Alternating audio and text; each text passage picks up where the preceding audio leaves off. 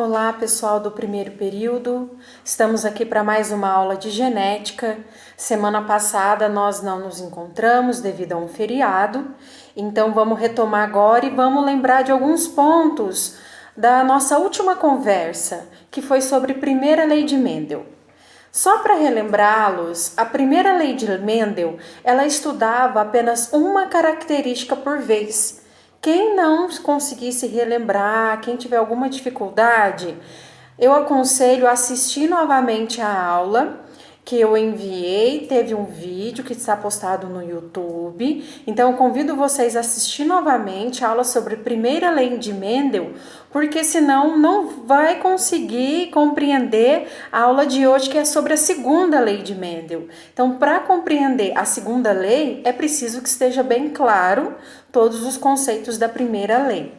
Ok? Então, se tiver um pouco vago aí o conteúdo, retoma, dá uma lida nas anotações de vocês já fizeram uma atividade para que possa continuar com essa aula, com esse vídeo, tá bom?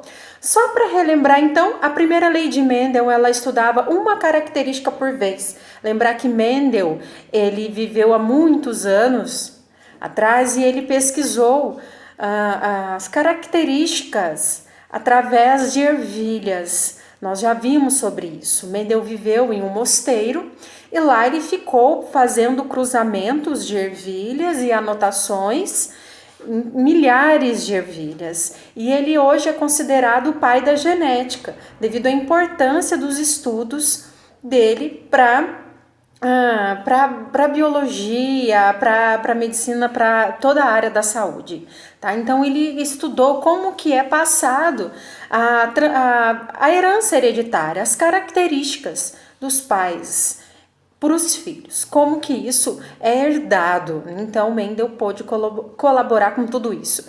Então, na nossa primeira aula, nós vimos como que Mendel refletia sobre a transmissão das características hereditárias para cores de ervilhas. Então Mendel estava lá no seu mosteiro fazendo o cruzamento das ervilhas e ele pensava, como que a característica para a cor de ervilha amarela, ela pode ser transmitida para as gerações futuras? A hora ele pensou, então como que a característica para a cor de ervilha verde pode ser transmitida para as gerações futuras? E assim Mendel fez vários cruzamentos, inúmeras anotações, e ele chegou em vários resultados, e nós vimos na nossa aula passada, né? E eu vou trazer um quadro aqui, para que creio que vocês estejam lembrados. Aqui, nessa primeira geração, que Mendel chamou, de geração parental ou geração P, nós temos aqui o cruzamento de ervilhas de cor verde com o cruzamento de ervilhas de cor amarelo. E Mendel escolheu, para essa geração parental, indivíduos puros, ou seja, indivíduos homozigoto. Tá? Eu só estou relembrando a nossa aula passada. Então ele cruzou o indivíduo homozigoto, Vzinho, cor verde, com um indivíduo homozigoto, Vzão, cor amarela. O homozigoto Vzinho confere a cor verde e o alelo dominante Vzão confere a cor amarela. Então ele fez um cruzamento disso e aí nós chegamos à geração F1, em que 100% dos indivíduos tinham o genótipo Vzinho. Tá? Ou seja, herdaram um alelo aqui do pai e o outro alelo da mãe, vamos assim dizer.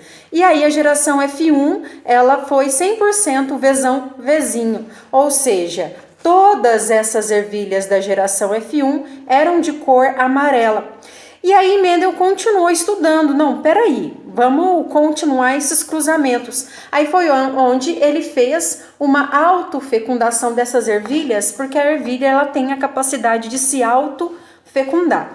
Então ele fez uma autofecundação, então aqui seria o Vzinho com o Vzinho. O que isso gerou, gente? Isso daqui gerou a geração F2 numa proporção 3:1. Deixa eu pôr mais longe aqui. Ou seja, 3 ervilhas amarelas para uma ervilha verde. O que cruzamento foi esse? Nós tivemos o indivíduo vezão, vezão, o indivíduo vezão, vezinho, o indivíduo vezão, vezinho e o indivíduo vezinho, vezinho. Ou seja, 3 amarelas para uma proporção genotípica, tá? De 3 para 1. Isso daqui Mendel chamou de geração F2. Então, aqui basicamente está o estudo da primeira lei de Mendel, em que ele estudava uma característica por vez, ou seja, a cor, ora ele fazia os cruzamentos e os estudos da cor da ervilha,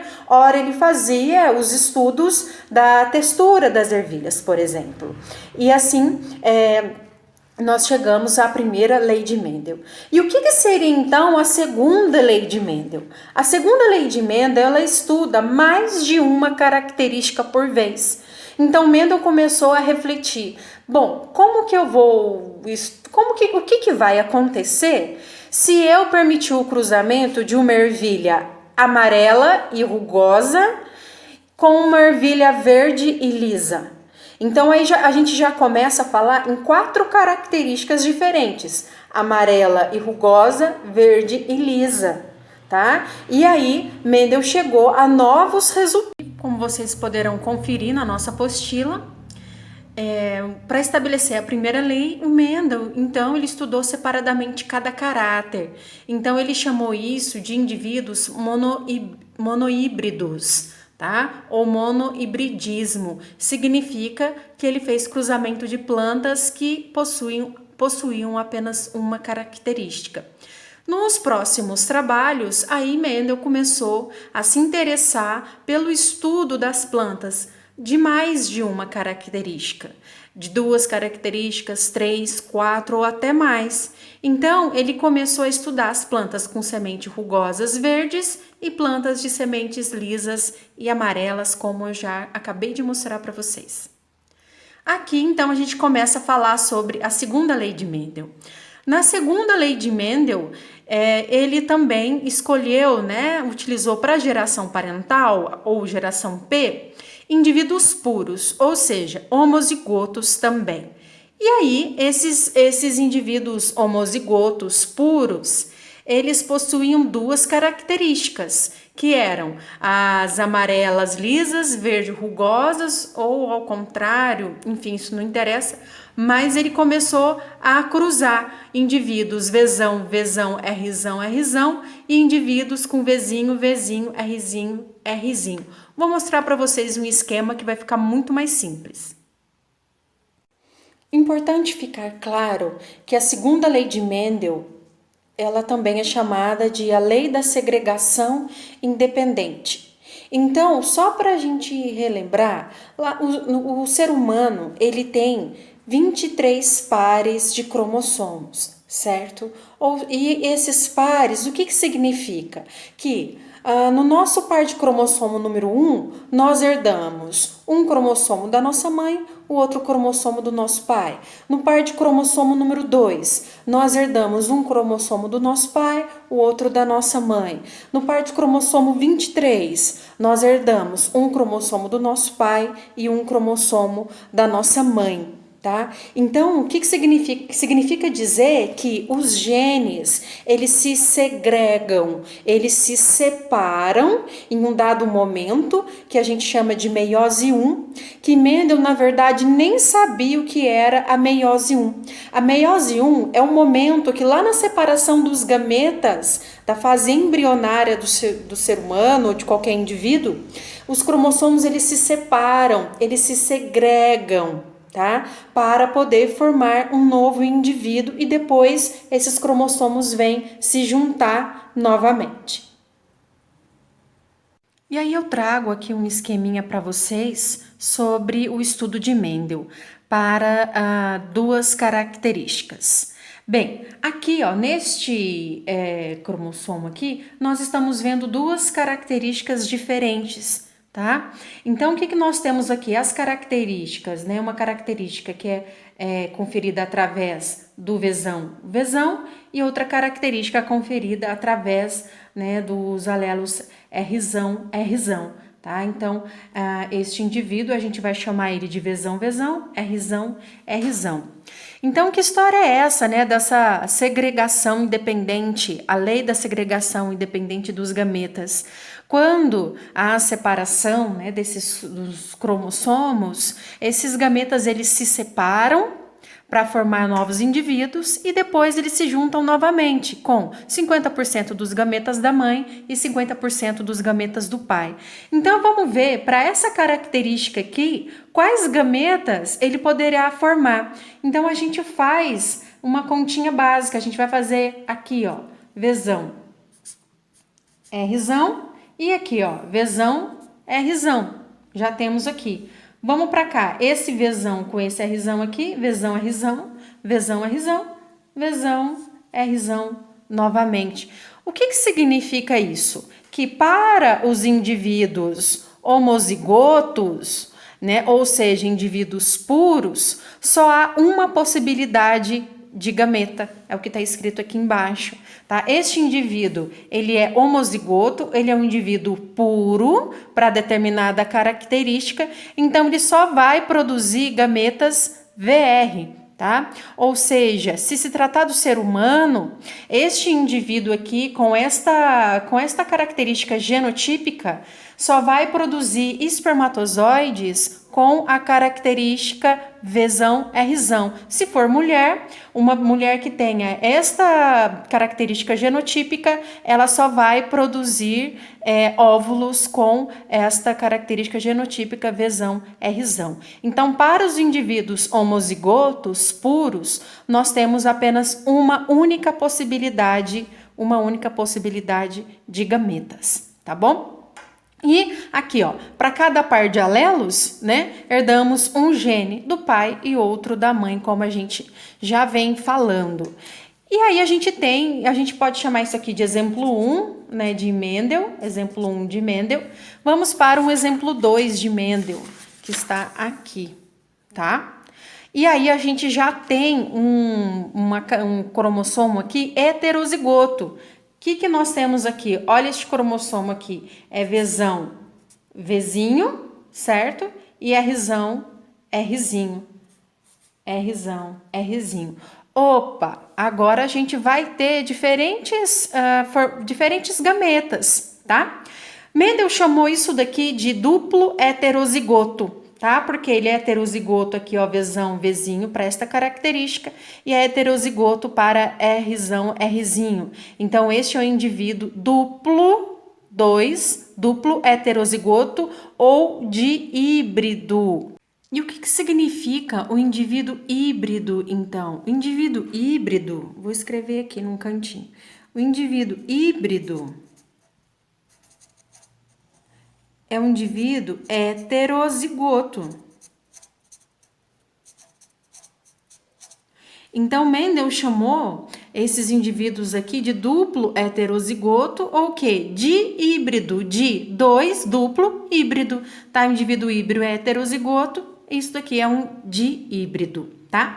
Ele vai produzir, então, quais gametas? Vamos fazer aqui os cálculos? Lembrar que genética tem um pouquinho de matemática. Vamos fazer isso aqui. Olha, então, lá na segregação independente, quando esses cromossomos forem se dividir para produzir os gametas, quais gametas serão produzidos? Ó, vamos lá.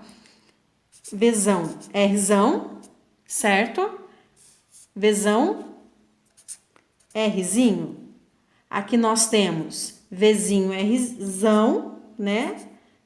Vzinho, Rzão e Vzinho, Rzinho. Então, nós temos 4 gametas diferentes, exatamente, tá? O indivíduo duplo heterozigoto ou dihíbrido, ele é capaz de produzir 4 gametas diferentes. E o que foi que Mendel estudou na sua segunda lei? Bom, vamos conhecer as características das ervilhas que o Mendel começou a estudar. Bem, aqui características para ervilhas amarelas. Então, ele descobriu que essa característica era através de um Vzão ou Vzão, Vzinho, ou também pode ser representado em genética por Vzão e um traço, tá? Ou seja, a característica de cor amarela para a ervilha, ela é uma característica dominante. Então, se é dominante, nós já vimos em aulas passadas que a característica dominante, ela atua tanto em homozigose quanto em heterozigose. Por isso que a gente pode representar a vesão traço, porque não importa o que está aqui. Porque a característica amarela ela é dominante, então, independente do que está aqui, o que vai ser definido é a cor amarela de ervilha. A cor verde para ervilha foi representado, Mendel descobriu que é através de um homozigoto vezinho recessivo. Então, para a cor verde, somente o vezinho, o homozigoto recessivo. E a ervilha lisa, de textura lisa. Mendel descobriu que era representado pelo Rzão ou Rzinho, podendo ser representado por Rzão traço. Porque a textura lisa da ervilha, ela é uma característica dominante. Então, se é dominante, ela vai atuar tanto em homozigose como em heterozigose. E a característica de ervilha rugosa, de semente rugosa, ela é definida pelo Rzinho, ou seja, uma característica recessiva, né, homozigota. Bem, se vocês observarem bem aqui, ó, em questão de cores, tanto aqui ervilha amarela quanto verde, isso daqui a gente já viu na nossa primeira lei de Mendel, isso tá lá atrás do nosso conteúdo. Nós já vimos que o alelo Vzão, ele confere cor amarela para a ervilha, e o alelo Vzinho, sendo recessivo, ele confere a cor verde. E aqui na segunda lei de Mendel é quando ele vem pesquisar, né? Ele vem estudar duas características ao mesmo tempo. Então ele quer entender como que acontece a transmissão das características hereditárias de indivíduos com mais de uma característica, tá? Então aí Mendel começou a misturar aqui e ver no que ia dar. Vamos ver então o que vai dar isso daqui.